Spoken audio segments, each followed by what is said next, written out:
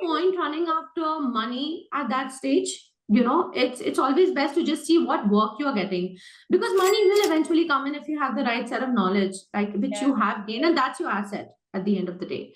No, nothing is going to eventually help apart from what you have gained in your work X and implemented what you've learned in college. That's what I feel, and I've been doing that till now. So piece of advice that, focus on what you've learned in college, implement it, and focus on the experience you gain rather than that's something which, sometimes tend to forget. So that's purely because I think, Anisha, it's purely because people feel that, we've taken so much loan, how are we going to repay, stuff like that. And you won't believe me, every time I was in India, I was working, I had the same feeling.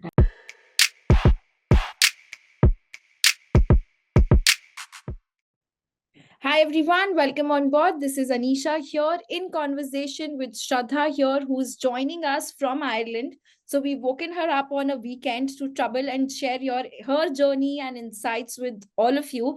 And the best part is she comes from the SDA Bocconi 2017 batch, if I'm not wrong. Yeah, you're right. Lovely. That's great. So, tell us, Shradha, how has life been like, life at Vodafone India versus life at Vodafone Ireland, which is like a complete circle, and that transit and journey between shifting to telecom, FMCG, e-commerce, all of these things? So obviously coming from Vodafone India to now Vodafone Ireland, it's been like a complete full circle for me. And the whole thing is because of SDA Bocconi. That's where I started my stint as a management trainee back in India, post my SDA Bocconi degree. And now that I'm here, it's only because of the knowledge that I got there and the kind of contacts that I could leverage, being in Vodafone. So yeah, I mean, it's become like a full circle. And in between, I've had several stints, whether it was with Udan, it was with Flipkart. Previously, I was also employed with IBM. So it's been a myriad of experiences that I've went through. But yeah, I mean, the only difference that I feel now between Vodafone India and Vodafone Ireland is the way of working. I think that's the only difference that I feel right now. Apart from it, everything else remains the same. And the learnings that I got from SDA are still something that I keep in mind and I implement even after so many years. Yeah. So we were chatting before, and the best thing was Shradha has been with a lot of my own batchmates from Vodafone. So stories that I have heard at the back end, which were like, gangs of Wasaipur wali life dekh rahe hain hum UP region mein and all of it. So Shradha, how was that for you? Like, that first thing, right, fresh after MBA, you get into a management trainee. What was that tenure and that, experience like? So at Vodafone, it's very, you can call it thrilling if you like the kind of surprises and adventures, right? But it's also nerve-wracking at the same time because I'm not a very big risk taker per se, right? You are 3 days in an induction, sitting in a St. Regis in Bombay, getting having the time of your life. And suddenly, out of nowhere, on the fourth day, you are to call up on stage and you are said that, you're going to UP West Circle for the next 1 year of your life. And you just pack your bags the very next day and you're asked to leave, right? And when you go to the UP West Circle, the first circle that I got to work, the first zone that I got to work in the circle was Agra. Okay, now, people would think, oh, Agra hai, Taj Mahal, oh, it's so nice, blah, blah, blah. But it's also to realize that if I have not lived in a tier 2 before, so for me, it's like the first time to adjust to such a location, to understand the market. I was sent there as a area sales manager to manage a distributor, to manage the local feet on street there, to manage the SIM card sales, going to panwalas, going to thelawalas, telling them, please, bhaiya, bej do, unlimited FR bej do, stuff like that. So I still remember each and every day was so different there. And staying again, like when you're put in Agra, you're put in a fancy hotel for like 15-20 days. And then you're supposed to find accommodation for yourself in the next 2 months, for just the next 2 months, because after 3 months in totality, you're sent to another zone. Yeah. And for me, that another zone was Dehradun.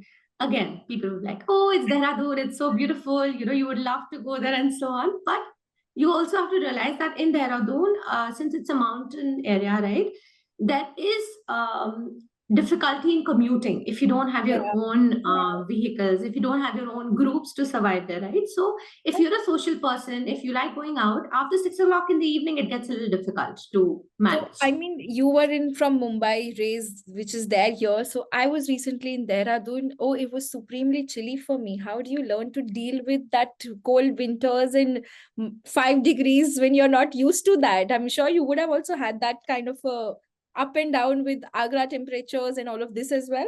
Yeah. Because now the thing is that in Dehradun, the idea of a PG is very less. Okay. The idea of a rental home also for just 2 months is very less. So you have to stay in a hostel setup. Now, I have never stayed in a hostel setup. I hear stories from my friends who've loved staying in hostels, but that's because you have that bond with your friends. You live with them 24/7, right? Now, I am there for just 2 months. And if I am just working like the whole day and just coming in the evening to sleep, so for me, it gets a little difficult to adjust to the idea of sharing so many toilets, having limited hot water timings, having to put rod chuppe se, so that the hostel caretaker doesn't see it, and, to blow dry when my bed got wet because it was so chilly, because there were times when my bed would just like, I would just try to put hot water bottles on the bed to make it warm. But it just happened that the water came out and the whole bed was wet, and I was like, oh my god, I had to do a blow dry, right? So it took me an hour to just blow dry and to make it warm again because it was so wet and I couldn't sleep.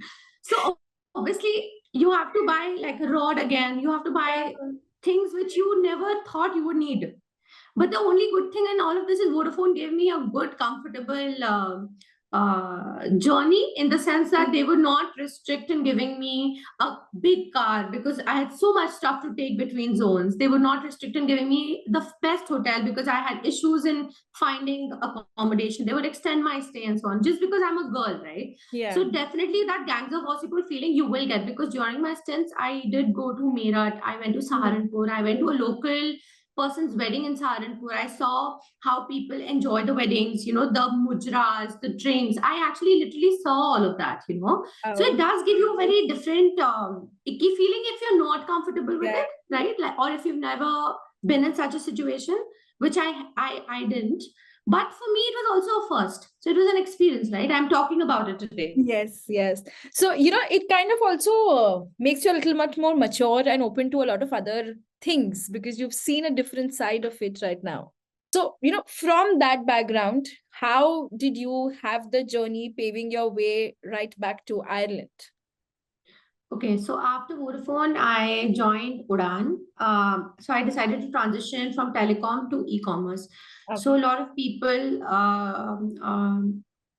realized that, at least I did, that from telecom to e-com, the journey is quite smooth because the understanding of the telecom jargons versus the category management jargons in e-commerce is almost synonymous, right? They might use different words, but the underlying meaning of it is very same.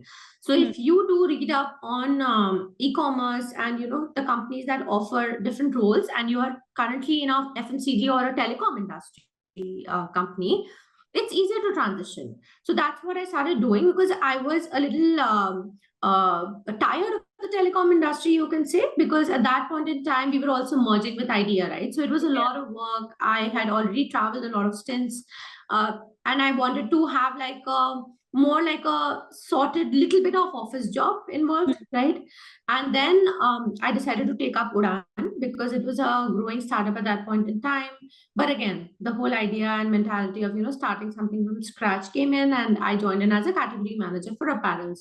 Little did I know I had to travel again. So 5 days a week, I would travel to the entire country just to meet sellers, to understand from them, what's happening in their business, what the industry looks like, what is new, what is a thread count, what is the material type, what kind of a polo neck or a round neck or a sleeveless or a full sleeves, what is going to work. So I tried understanding all of that because I was very new to the industry. So the first 6 months involved a lot of traveling at Udaan. But after that, once I got my team in place, I had a team of 32 to 35 people at that point in time. Wow. And they were managing the business quite well. So it was a huge business. But again, I also wanted to understand the nitty-gritties of each seller. So a key account manager role only suited perfectly. So I transitioned from a category manager then to a key account manager, who then managed only limited revenue and limited number of sellers and understanding their businesses in detail, right? Okay. And this then helped me to move into Flipkart, because Flipkart was again starting its wholesale business in men's apparel. And my understanding at Udan just helped me to get that role easily, right? So you can leverage a lot of that, if you understand a little bit of the business, or if you understand the little jargons that they use in these industries. I don't think it's a big deal to move from one company to another in the same industry or otherwise. So how was this thing, like when you took that decision from Vodafone, which is an MNC, well-established space, you're moving to Udan, which is something relatively very new. It's a startup. You have that call that it's a little risk. You said you're not a risk taker, but that's a risk that you took at that point of time to leave something which is an established brand to something which back then was not established. Today it's well known, but so what's the difference in like this MNCs versus startups? The major difference I feel is in the kind of work that you do. So in MNCs, a lot of things are already set for you, right? Like the reporting is set. You will get certain reports in a particular day, which you can use to analyze your data, make your underlying assumptions, and so on. In a startup, you are getting that report to do, for someone to do, or do it yourself from scratch. So you are making your own rows, making your own columns, understanding everything from scratch, right? It's like everything is literally from scratch. Now, in a MNC, again, you have leaders whom you are going up to and asking for certain experiences or things that have already happened, and you might be facing that in your current role, and you just want to get guidance, right? In a startup, everybody's firefighting, at all times. So if you feel that adrenaline, to get into the firefighting situation at all times and to try taking out solutions of new problems that you're thrown at every day, then the startup life is perfect. So in an MNC, you don't get a new problem every day, right? You have like maybe in sprints, like for example, at Vodafone Ireland over here, we work in sprints. So every 2 weeks, we know what we are working on and we close out those tasks in 2 weeks. And if there are any ad hoc tasks, we just extend some of the backlog items in those sprints to the next sprint for the next 2 weeks, right? But in Vodafone India also, it was more like, I know this is my BAU work and this is the work that I've been given for the coming 2 weeks. I'm going to work. So it was not a sprint, but it was still known that I'm going to do this, right? But in a startup, you don't know what's going to come. But what is BAU? I mean, that's going to be something which is very obvious for you, but for a non-telecom people like me and the people who are listening to us, what is this BAU work? So BAU is usually business as usual. So things that you do on a daily basis to make sure that your business is not stopping, that your daily work is not stopping. It would include anything like you being responsible for, setting up reports, making sure the forecasts are given at a particular time, making sure that if there's any spike or there's any decline in your revenue in your P&L, you are flagging it. You're trying to find out where the concern is and so on. So these are things that you would do as a job description that you get, right? So these are things that you would do.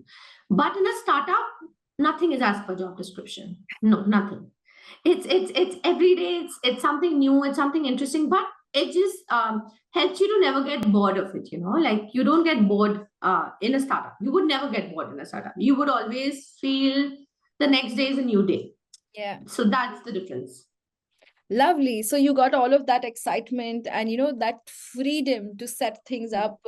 And then you moved back to a Flipkart, which was like, again, well-established giant.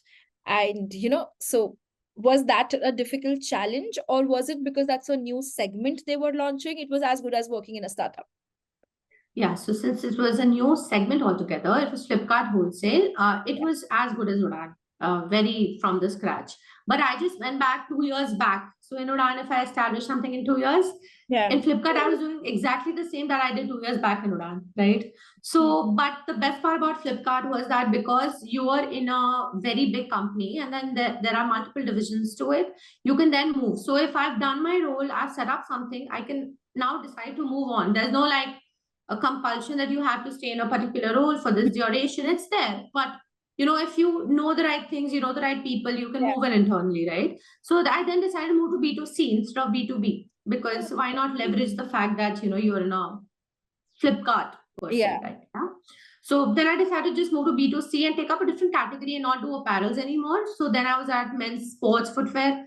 So brands like, Nike, Adidas, Puma, and then we were also starting to launch the whole Nike Jordans and Onitsuka Tiger and the likes. Yeah, we started working on that also at that point.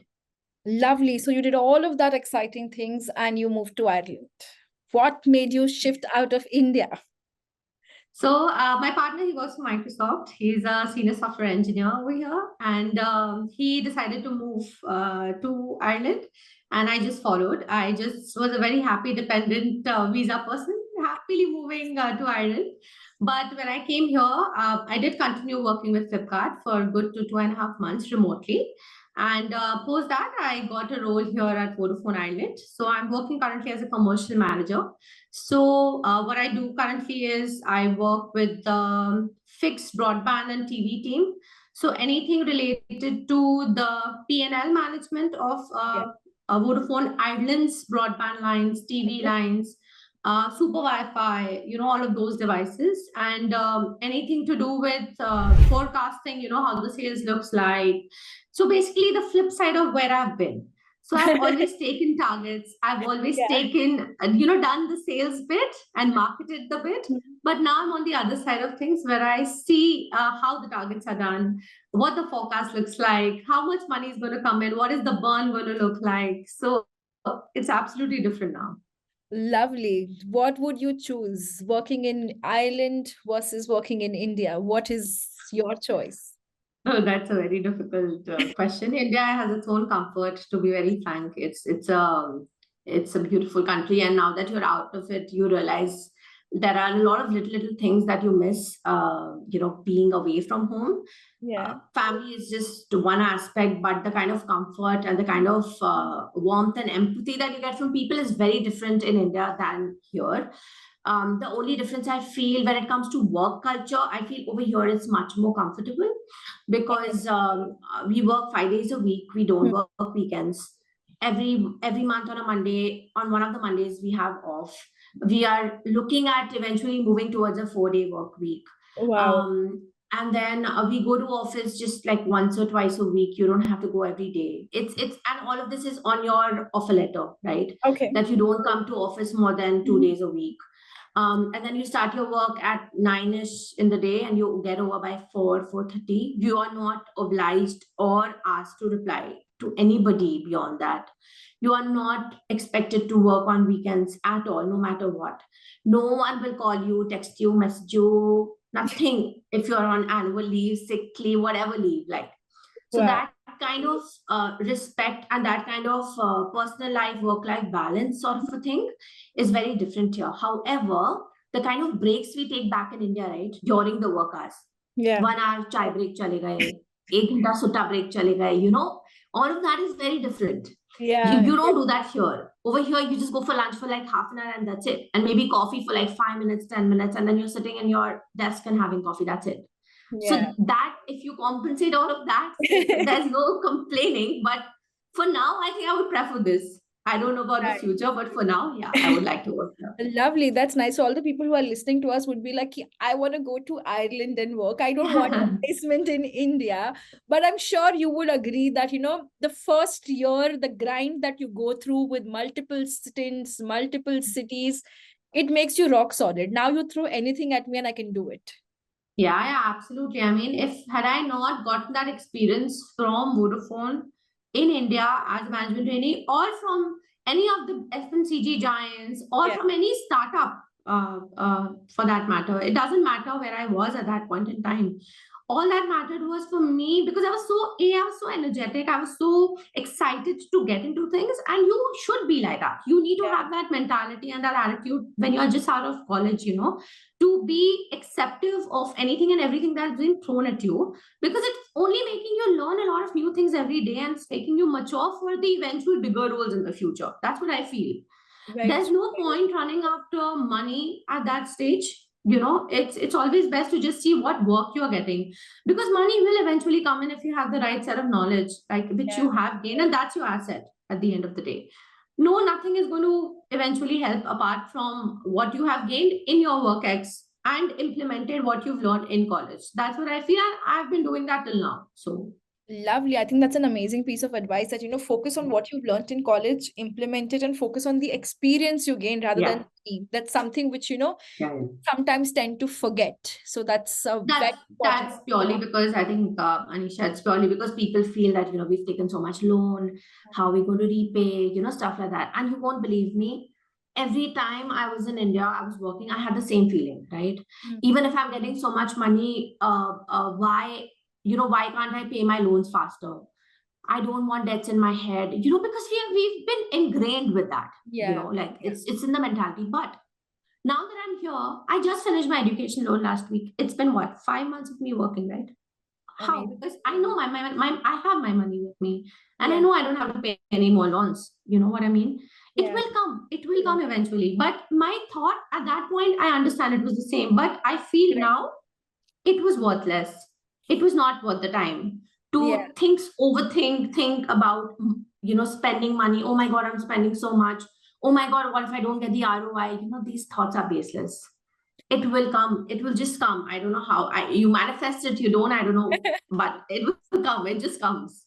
But that's a very good piece of thing that you need to keep in mind. Like a lot of us have that worry. Should I take loan for my MBA? So you would definitely say, go ahead and take that risk. Yeah, you have to. I took that risk when the college was just 4 years old. And believe me or not, I was eventually not going to get admission because I think I wasn't getting good marks in a particular category in an exam, right? I requested, I sent emails to Alessandro. I requested everybody, please give me a chance. I really want to try again. Imagine a 4-year-old college, and I'm literally asking them, please, because I knew the importance of the college. I knew how big the name was in Europe.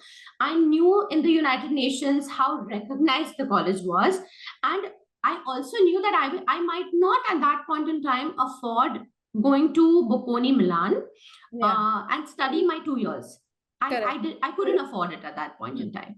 I could afford to take a loan and study in India and also experience the whole Milan bit. So I was getting the best of both worlds with the money I could afford, I would say. Yeah, that's important things. Like, you get the opportunity to get that exposure of India versus Milan, and you get the opportunities to work in both the places and understand the culture out there. So that's really amazing. Shradha, it was amazing talking to you today. If I were to ask you like some parting thoughts to all of these people who are still thinking, should I take a loan? Should I go in for an MBA? Should I leave my job and do an MBA or not? What would be your advice for them? I think I never took I'm not a risk taker, but like you said, and you clearly mentioned that I did take a risk. Yeah. And I think that risk really paid me in all aspects, whether it's increasing my knowledge in a particular field. You won't believe, my company here in Vodafone right now has applied for certain permits for me, only basis the fact that I have certain subject knowledge which I gained at Bocconi. Oh, nice. And because I have a Bocconi degree underlying with me, they acknowledge that also to get me into my role where I am today here, So I never knew this, right? I never knew 6 years down the line where I'm going to be, right? Correct. But at that point in time, I took my plunge. I calculated my finances. I couldn't afford a certain accommodation back in Bombay. So I took a more simpler, more reasonable accommodation, shared it with people, struggled my way up, right?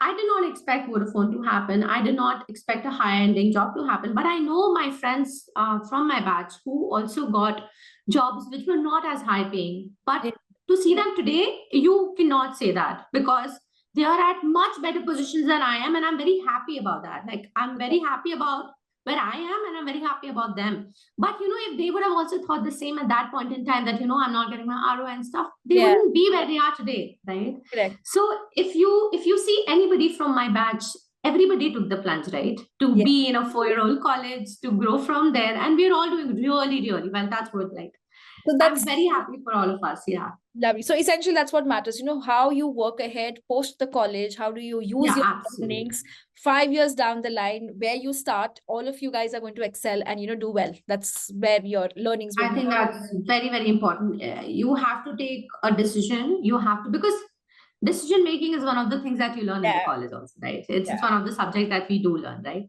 You right. have to take the decision. You have to be able to understand what really happens. You can't expect that, one fine day you'll get a XYZ job just because you've dreamt of it. No, you Absolutely. you you need to work your way also up, right?